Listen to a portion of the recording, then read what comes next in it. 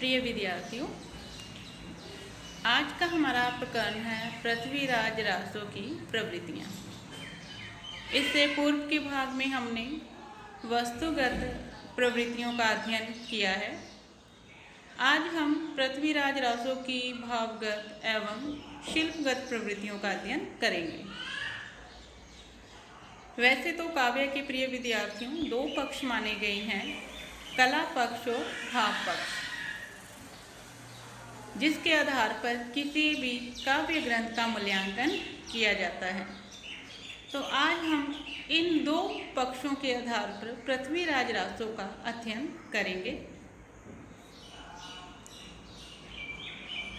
सर्वप्रथम भावपरक प्रवृत्तियाँ। रासो काव्य की भावपरक प्रवृत्तियाँ निम्नलिखित हैं। रासो काव्य परंपरा के दो रूप प्राप्त होते हैं, प्रबंध काव्य एवं मुक्तक काव्य। प्रबंध काव्य में पृथ्वीराज रासो तथा मुक्तक काव्य में परमार रासो का उदाहरण दिया जा सकता है।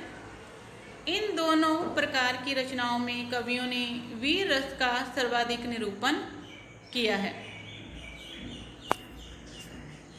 उन्होंने वीर रस के निरूपण में युद्ध स्थलों के प्रसंगों को लिया है। तत्कालीन युग में प्राय दूसरे राज्य के धन राज्य को छीनने के लिए ही राज्यों में परस्पर संघर्ष हुआ करते थे। कहीं कहीं सुंदर युवती या राजकुमारी भी इस युद्ध का कारण होती थी।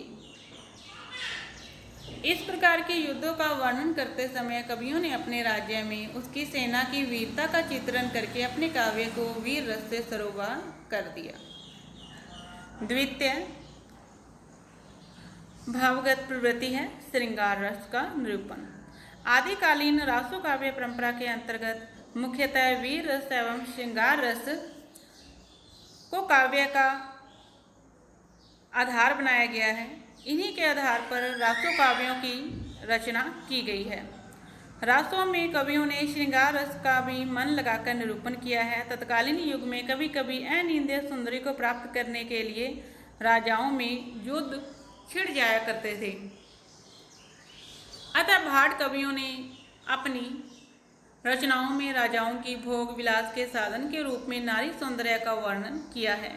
इन कवियों ने श्रृंगार रस के संयोग एवं वियोग दोनों पक्षों का चित्रण अपने काव्यों में किया है। इसके अंतर्गत इन्होंने नखशिख रति क्रीड़ा का अति सुंदर वर्णन किया है।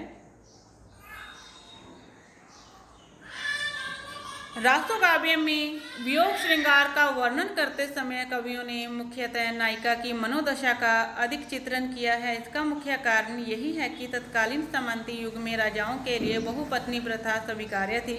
पृथ्वीराज रासो, विसलदेव रासो आदि काव्य में संयोगिता, राजमती आदि के माध्यम से कवियों ने तत्कालीन पतिव्रता नारियों की विरह वेदना का चित्रण किया है। उसमें कहीं कहीं कल्पना की अतिशयता भी दिखाई देती है। फिर भी इतना अवश्य कहा जा सकता है कि इन कवियों ने वियोगावस्था का प्रभावशाली चित्रण किया है। शिल्पगत प्रवृत्तियाँ। शिल्पगत प्रवृत्तियों को कलागत प्रवृत्तियाँ भी कहा जाता है, जिसके अंतर्गत भाषा, रस, छंद, अलंकार, शैली आदि को लिया जाता है और इनके आधार पर किसी काव्य ग्रंथ की कलागत मूल्यांकन किया जाता है। भाषा। रासो काव्य में मुख्यतः देश भाषा का प्रयोग हुआ है। जैसा कि पहले भी कहा जा चुका है कि हर्षवर्धन की मृत्यु के उपरांत उत्तरी भारत अनेक राज्यों में बंट गया और इन राज्यों में परस्पर संघर्ष होता रहता था तथा उन्हें बाहरी आक्रमणकारियों का भी सामना करना होता था। ऐसे में संकटकालीन समय में वीर रस की अभिव्यक्ति के लिए उचित भाव संप्रेक्षण में सक्षम भाषा की आवश्यकता अनुभव की गई। ऐसी स्थिति में भाट कवियों ने डिंगल भाषा को अपने भाव अभिव्यक्ति का माध्यम बनाया। यहाँ पर विद्यार्थी यह समझ लेना आवश्यक है कि राजस्थान में मुख्यतः 5 बोलियाँ प्रचलित हैं: मारवाड़ी, ढूंढाड़ी, मेवाती, मालवी और बागड़ी। इनमें से मारवाड़ी ही डिंगल भाषा कहलाती है। इसके अतिरिक्त रासो काव्य में पिंगल भाषा का प्रयोग हुआ है। वस्तुतः पिंगल भाषा ब्रज भाषा के निकट की बोली है। राजस्थान में ब्रज भूमि के सीमांत क्षेत्रों में इस भाषा का प्रचलन था तथा चारण कवियों ने जहाँ डिंगल को वीर रस की अभिव्यक्ति का साधन बनाया, वही श्रृंगार वर्णन में उन्होंने पिंगल भाषा का प्रयोग किया है।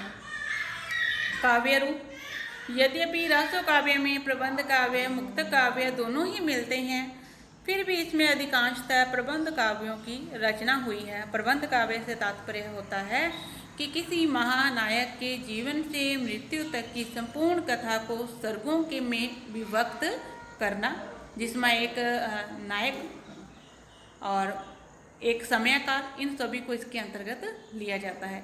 खुमान रासो, परमाल रासो, पृथ्वीराज रासो आदि प्रबंध शैली के उदाहरण हैं, जबकि विसलदेव रासो मुक्तक शैली में लिखा गया है। इसकी गणना गीति काव्य के अंतर्गत भी की जाती है। रासो काव्य में अन्य काव्य रूपों का उदाहरण नहीं मिलता। अलंकार, भारत के कवियों की काव्य में अलंकार को सदा साधन के रूप में प्रस्तुत करने की धारणा बनी रही है। रासो काव्य के कवियों ने भी अलंकारों का प्रयोग इसी उद्देश्य से किया है। रासो काव्य में शब्दालंकार, अर्थालंकारों का अधिक उपयोग हुआ है और शब्दालंकारों में भी अनुप्रास, यमक, श्लेष आदि और अर्थालंकारों में उपमा, रूपक, उत्प्रेक्षा आदि अलंकारों का प्राधान्य रहा है। छंद, रासो काव्य में रासो शब्द की व्युत्पत्ति रासक छंद से मानी गई है, जो कि एक काव्य भेद भी है और एक छंद भी है, परंतु इसका अर्थ यह नहीं कि रासो काव्य में केवल रासक छंद का प्रयोग हुआ है। रासो काव्य में अनेक छंदों का यथा दोहा, छप्य, कवित, ताटक, भुजंग, प्रयाद, मोहक आदि का प्रयोग हुआ है। रासो पृथ्वीराज रासो में 68 छंदों का प्रयोग हुआ है, परंतु इसमें सर्वाधिक छप्य छंद का प्रयोग हुआ है। छंद प्रयोग की दृष्टि से इस कृति के रचनाकार चंद्रवरदाई को छप्य का राजा भी कहा जाता है।